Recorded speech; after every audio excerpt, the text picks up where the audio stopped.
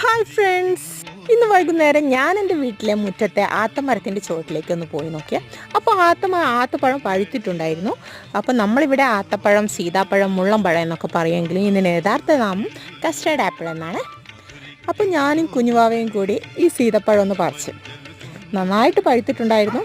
അപ്പോൾ ഇത് പറിച്ചെടുക്കുന്ന സമയത്ത് ഇതിൻ്റെ ഒരു കോല് പോലത്തെ ഭാഗം ഉണ്ടാവും. അത് നമ്മൾ കുട്ടിക്കാലത്തൊക്കെ ഐസ്ക്രീം കഴിക്കുന്ന പോലെ കഴിക്കുകയായിരുന്നു. പിന്നെ ഇതിൻ്റെ പ്രധാന എന്താണെന്ന് വെച്ചാൽ ഇതിൽ കുറേ ബ്ലാക്ക് സീഡ് ഉണ്ടാവും.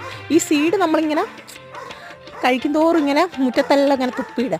അതാണ് നമ്മളെ ചെറുപ്പത്തിലുള്ള നമ്മളൊരു ടെൻഡൻസിയാണ്. ഇതിങ്ങനെ രുചിച്ച് കഴിക്കുന്നവരാണ് ഇതിൻ്റെ ഒരു നെസ്റ്റാൾജിയ കിട്ടുക. അങ്ങനെയാണ് ഇതിൻ്റെത്. പിന്നെ വൈറ്റമിൻ എ ഡി ഇക്ക് ഏറ്റവും കൂടുതൽ കാണുന്നൊരു സപ്ലിമെൻറ്റ് ഫ്രൂട്ടാണിത്. പക്ഷെ അതൊന്നും അറിഞ്ഞിട്ടല്ല നമ്മൾ കഴിക്കുന്നതെങ്കിലും കുട്ടിക്കാലത്തൊക്കെ ഈ പഴം നമ്മൾ പച്ച പറിച്ചിട്ട് നമ്മൾ വെണ്ണീരിൽ വെച്ചിട്ടായിരുന്നേ കഴിക്കാറ്. അപ്പോൾ അതിൻ്റെ ഒന്നും ആവശ്യമില്ല. നമ്മളെ മുറ്റത്തേനെ പാകമായിട്ട്